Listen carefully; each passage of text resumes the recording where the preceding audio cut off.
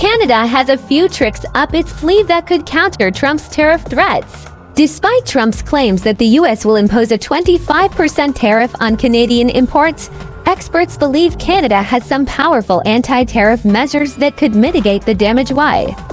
Canada's energy exports. A key lever, the U.S. relies heavily on Canadian energy exports, with Canada supplying over 3 million barrels of oil. This interdependence could work in Canada's favor, as the U.S. would struggle to find alternative energy sources. Why? Critical infrastructure and key resources. A classified U.S. government document from 2009 reveals that the U.S. depends on various Canadian critical infrastructure and key resources, including Hydro-Québec, a critical and irreplaceable source of power to northeast U.S. Chalk River Nuclear Facility, the largest supplier of medical radioisotopes in the world. E1 Moly Energy Plant produces rechargeable lithium-ion cells. General Dynamics Land Systems, critical to the production of the Stryker light armored vehicle used by the U.S. military. These dependencies could give Canada leverage in trade negotiations and provide a counterbalance to Trump's tariff threats.